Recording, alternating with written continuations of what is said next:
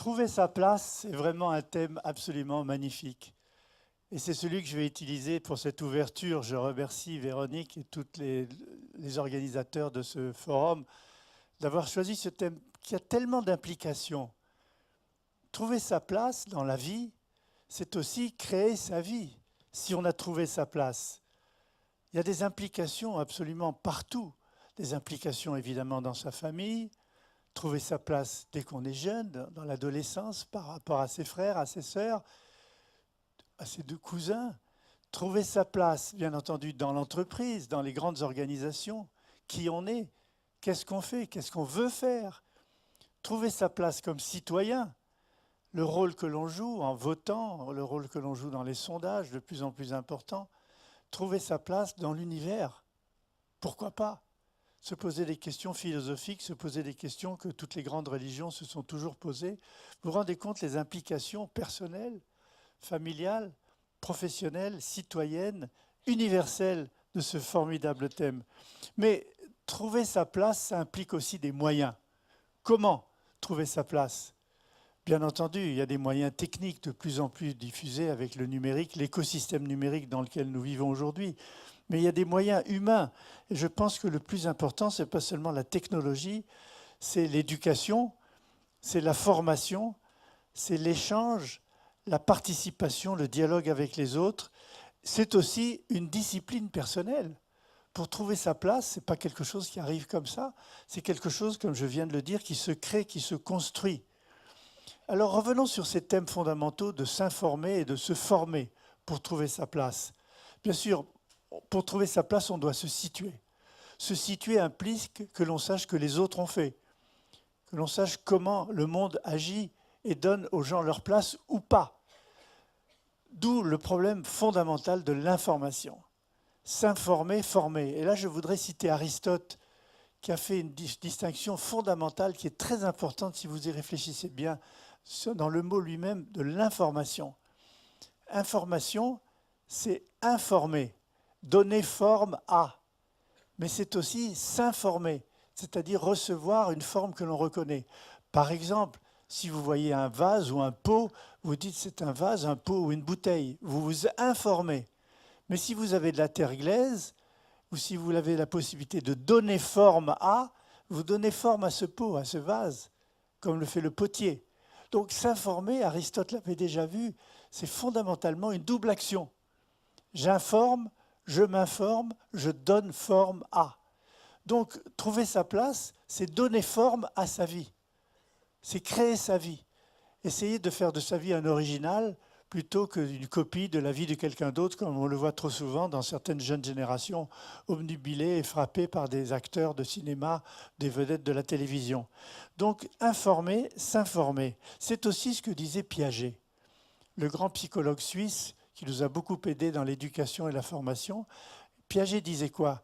Il disait que la meilleure façon d'informer, la meilleure façon d'apprendre, c'est éduquer en formalisant soi-même les connaissances. C'est-à-dire, la meilleure façon d'apprendre, c'est d'enseigner. Donc là aussi, voilà un autre reflet de l'information. C'est ce que les anglo-saxons appellent, dans ces deux termes voisins et complémentaires, teaching et learning. L'enseignement et l'éducation. L'enseignement à l'école, l'enseignement dans la vie, l'enseignement dans la formation continue dans l'entreprise, l'éducation dans la famille, l'éducation des parents. Donc vous voyez ce rôle fondamental d'éducation et d'enseignement, ce n'est pas exactement le même, mais il est fondé sur cette notion que je viens de décrire en reprenant Aristote et Piaget, informer, s'informer et mieux apprendre, mieux communiquer en formalisant les connaissances par l'enseignement. Il y a aussi ce que j'appellerais dans cette notion d'information pour trouver sa place, l'importance de la coéducation. J'en ai beaucoup parlé, j'en parle beaucoup si vous voulez, parce que pour moi c'est un modèle d'une vision transversale du pouvoir par rapport à la vision pyramidale, traditionnelle, verticale de l'éducation nationale que nous avons bien entendu depuis longtemps et qui va continuer. Mais la vision complémentaire de l'éducation nationale, c'est la coéducation. Grâce au numérique, grâce à l'écosystème numérique dans lequel nous sommes entrés, on continue à parler d'Internet, mais en fait on est dans un écosystème numérique en temps réel avec les objets connectés et avec les objets numériques autour de nous. Dans cet écosystème numérique, nous avons la possibilité d'échanger, de partager rapidement les uns avec les autres. Donc la coéducation se fonde sur l'échange, la participation. Quelqu'un qui sait peut déjà échanger grâce au numérique avec quelqu'un qui sait moins. Et donc je pense que cette coéducation va jouer un rôle de plus en plus important dans les années à venir pour trouver sa place, aider à trouver leur place aux autres. Et je pense que dans la coéducation, ce que j'ai appelé la coéducation transgénérationnelle, le fait que vis-à-vis des seniors, on peut leur enseigner, les jeunes peuvent leur enseigner les outils du numérique, l'interdépendance des outils numériques entre eux, entre les applis, les logiciels, les applications, les algorithmes. Mais eux, les seniors peuvent aider cette génération boulimique d'informations qui, quelquefois, se gave d'informations, d'infopollution, d'infobésité, on pourrait presque dire. C'est les aider à contextualiser cette information en leur donnant leur vraie place dans le domaine économique, social, spirituel, philosophique. Donc, une double information, cogénération, transgénérationnelle, c'est le moyen aussi de se connaître et de trouver sa place. Et là, je reviens aussi à des traditions fondamentales. On peut citer Socrate, Montaigne et Descartes. J'ai cité déjà Aristote et Piaget.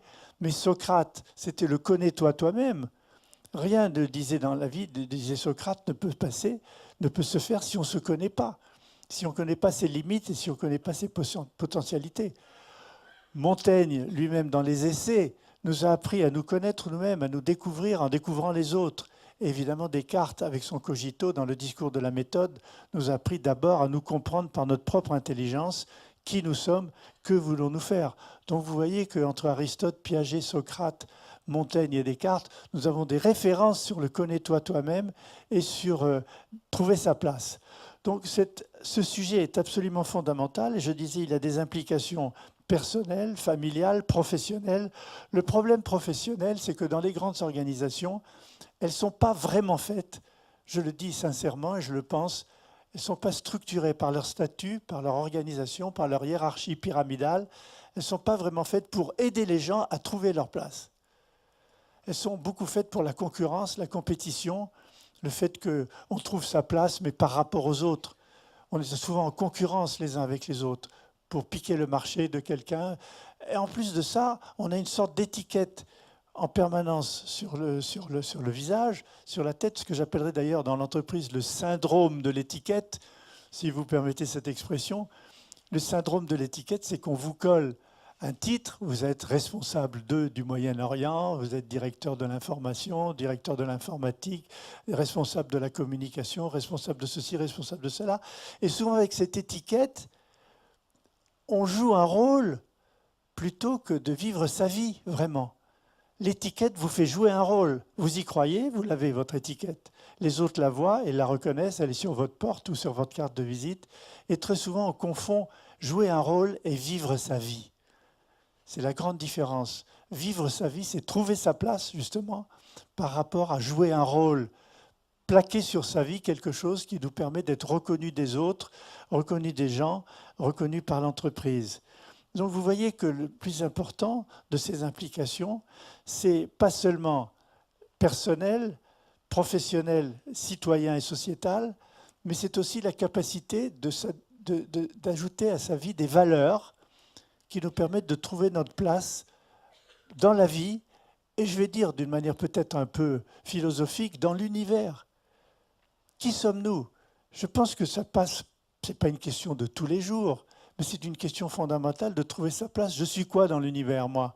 Je suis quoi dans ma famille? Je suis quoi dans ma vie professionnelle? Je viens de le dire, dans ma vie de citoyen. Je vote, je participe à des sondages, à des référendums, mais c'est quoi? Si on n'a pas des valeurs fondamentales pour s'appuyer, pour créer sa vie, eh bien on va errer comme un bouchon sur la mer plutôt qu'un surfeur sur sa vague.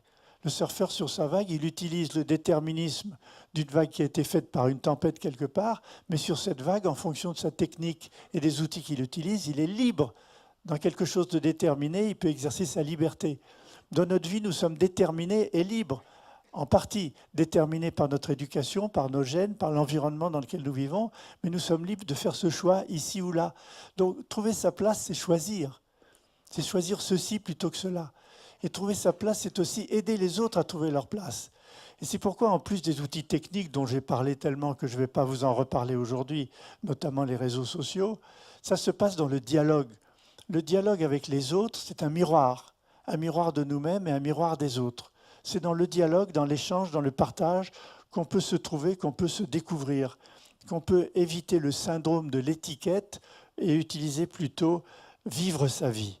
Trouver sa place, beaucoup de jeunes aujourd'hui estiment que dans l'entreprise, ils ne l'ont pas parce que la hiérarchie pesante, pyramidale, la personne qu'on a au-dessus de sa tête, vous empêche d'être indépendant et d'être vous-même.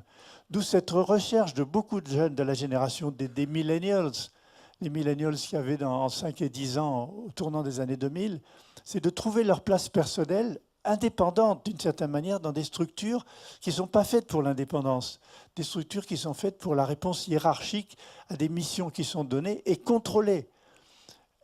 Le travail horodaté contrôlé est petit à petit en train de faire place au travail continu augmenté. Au travail continu augmenté avec les outils numériques comme le smartphone, la possibilité d'entrer en contact les uns avec les autres par les réseaux sociaux. Ça aussi, c'est trouver sa place. C'est une place mobile, une place beaucoup moins définie, une place beaucoup moins hiérarchisée. Il n'y a pas l'étiquette, le syndrome de l'étiquette. Et ça, ils le veulent. Ils le demandent dans l'entreprise. C'est pourquoi je pense que de plus en plus, grâce à eux, les entreprises vont se transformer non seulement en plateforme, c'est le grand terme consacré, mais en coopérative d'indépendants. Imaginez les entreprises du futur comme des plateformes, mais comme des coopératives d'indépendants, où les jeunes de la génération des millennials sont capables de trouver leur place, de jouer leur rôle, non pas avec le syndrome de l'étiquette, mais en vivant leur vie, et que l'entreprise reconnaisse. Le plus important dans les entreprises modernes, c'est la reconnaissance. C'est le salaire, bien entendu, c'est la hiérarchie. Mais les gens ont besoin, et cette génération-là a besoin de reconnaissance. S'ils ont trouvé leur place, s'ils sont innovants, s'ils sont positifs pour le succès de l'entreprise, il faut que l'entreprise leur reconnaisse. Donc ceci, ce sont des valeurs, des nouvelles dimensions dont nous avons besoin pour nous construire nous-mêmes, pour, je disais tout à l'heure en commençant, pour créer de notre vie, en faire un original, et dans les moyens que je vous ai dit, et je termine là-dessus, il ne s'agit pas seulement de moyens numériques, les réseaux sociaux, l'interaction, les emails, WhatsApp, Twitter, Facebook, tout ce qui nous permet d'entrer en contact les uns avec les autres, de nous situer par rapport aux autres, d'échanger, sont importants bien sûr. Mais le plus important, c'est le dialogue, c'est le partage. Le partage, ça veut dire que par exemple, pour s'informer, on peut lire beaucoup, lire des articles, lire des livres. Mais le plus important, pour trouver sa place, c'est pas seulement de lire pour soi, c'est important d'expliquer aux autres ce qu'on a lu. Donc le partage. J'ai lu tel livre, voilà pourquoi il est important, voilà pourquoi il va t'intéresser. J'ai lu tel article, voilà, il est important, je pense que là, ils ont trouvé le ton juste sur tel sujet. Donc, emmagasiner de l'information, mais restituez-la. Vous allez trouver votre place beaucoup mieux si vous partagez avec les autres ce que vous avez retenu d'un livre ou d'un article. Donc, les valeurs, le partage, c'est fondamental pour trouver la dimension de l'équilibre, pour trouver sa vie, pour créer sa vie, pour faire de sa vie un original, se situer par rapport aux autres, se situer dans le miroir des autres. L'information moderne et les moteurs de recherche et les tweets sont extrêmement intéressants, mais le plus important, c'est de partager l'information qu'on a acquise, la place qu'on a trouvée, il faut la dire, ça peut aider les autres, c'est de partager, c'est de faire en sorte, je terminerai par ces 3 mots, la comparaison, la confrontation et le débat. La comparaison de ce que l'on a compris sur soi-même vis-à-vis des autres, ça c'est le dialogue et le partage, c'est la confrontation.